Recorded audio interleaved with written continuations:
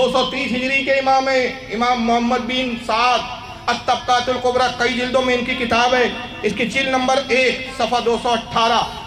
امام محمد ابن سعد رضی اللہ تعالی روایت کرتے ہیں، کہتے روایت بیان کی ہم سے ابراہیم بن عبد الرحمن بن عبد القاری نے، اور وہ کہتے ہیں انہو نظر الی ابن عمر رضی اللہ عنہ ودعا یدہ علی مقد النبی صلی اللہ علیہ وسلم من المنبر ثم ودعا علی وجہی، کہتے ہیں میں نے بارہا حضرت عبداللہ ابن عمر کو دیکھا۔ یہ بڑی طویل حدیث ہے، اس کا آخری حصہ میں نے پڑھا ہے۔ وہ کہتے ہیں کہ عبداللہ ابن عمر، کون ہے عبداللہ ابن عمر؟ یہ حضرت فاروق اعظم کے صاحبزادے ہیں، خود صحابی رسول ہے، کئی جنگوں میں حضور کے ساتھ شرکت کی، کئی جنگوں اور غزوات میں حضور کے ساتھ رہے۔ وہ کہتے ہیں حضرت ابراہیم بن عبد الرحمن بن عبد القاری بیان کرتے کہ میں نے بارہا دیکھا کہ حضرت عمر رسول اللہ کے روضے پر آتے، عبداللہ ابن عمر حضور کے روضے پر حاضر ہو کر سلام کرتے، اور اس کے بعد پھر منبر پر آتے مسجد نبوی کے، اور منبر پر اپنا ہاتھ پھراتے اور ان ہاتھوں کو اپنے بدن پر چومتے، اپنے چہرے پر ملتے۔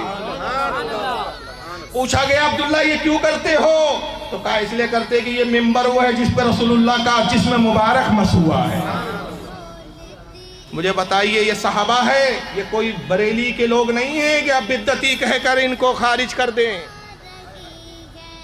یہ کوئی بریلی والے نہیں ہیں، یہ صحابہ کا عمل ہے، اور لکھنے والا کوئی بریلی کا مولانا نہیں ہے، یہ امام ہے، ائمہ ہے جو لکھ رہے ہیں کتابوں میں۔ مجھے بتائیے اس منبر کو چوم رہے ہیں حضرت عبداللہ ابن عمر، اس منبر پر ہاتھ پھیرتے ہیں، اپنے بدنوں پہ مس کرتے، اپنے چہرے پر مس کرتے ہیں، اور کیوں کرتے ہیں؟ اس پر میرے نبی کا جسم اثر لگا ہے بارہا۔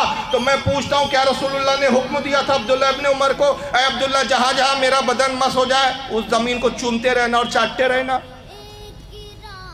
مگر آج ہم کو اسی بنیاد پر قبر پچھوا بھی بول دیتے ہیں۔ حضرت عبداللہ ابن عمر کا یہ معمول تھا۔ وہ کہتے ہیں، راوی کیا کہتا ہے؟ انہو نظرہ، بارہا میں نے دیکھا اس طرح، ایک بار کا عمل نہیں تھا، یہ تکرار کے ساتھ عمل ہے، ہمیشہ کے ساتھ عمل ہے کہ جب بھی آتے حضور کی مسجد نبوی میں منبر کو بوسے دیتے، ہاتھ پھیرتے چہرے پر، بدن پہ ملتے۔ کیا عبداللہ ابن عمر کو رسول نے حکم دیا تھا؟ نہیں دیا تھا۔ کیوں کر رہے تھے آپ ایسا؟ اظہار محبت تھا، عشق تھا رسول سے، محبت کی رسول سے۔